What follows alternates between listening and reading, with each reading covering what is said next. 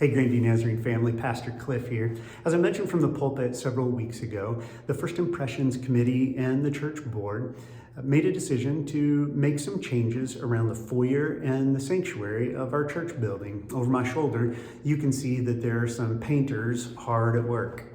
Let me tell you a little bit about why we're doing what we're doing. First of all, no, black is not my favorite color, nor do I think that you should change your favorite color to black. No, we're not making a statement by a color as though it had some symbolic significance. What we're doing is we're just kind of wrestling with the fact that life has changed and we now live in a set of circumstances in which live streaming our worship services is going to be a reality for the years to come. In order to do that and to do it well, we need to do some things that will help us in that pursuit. But it's not just for a live stream audience. The truth is we're making some changes, the ones that you see in the sanctuary right now, to also help those who are with us live on Sunday mornings. A black or dark backdrop removes a bunch of the visual clutter that really dominates the screen for those who are trying to watch from home.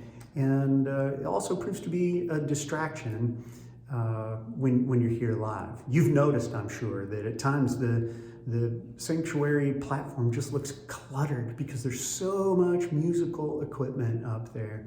Most of that equipment, as you know, is black.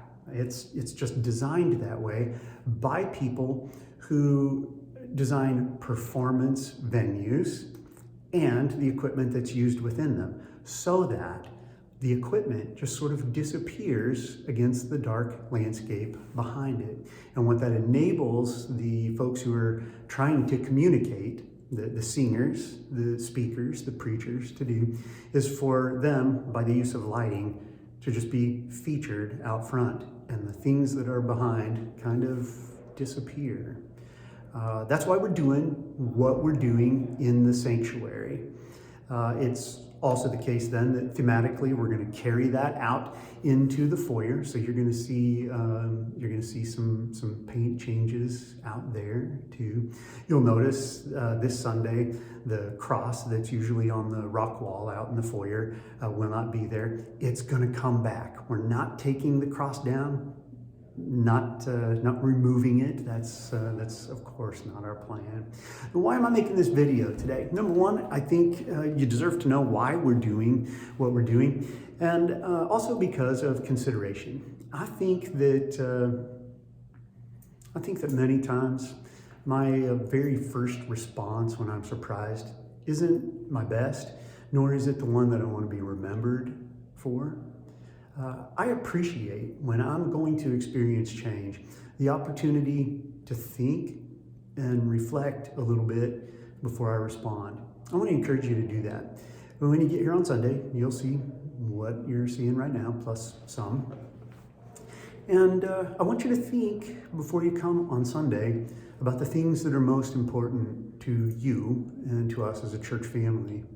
You know, when Jesus was being crucified, just before he was arrested, actually, in the garden, he prayed again and again and again in John 17, Lord, would you unify them? Would you make them one? That doesn't mean that we have to agree about everything, but it means that our hearts remain committed to one another into unity in the fellowship.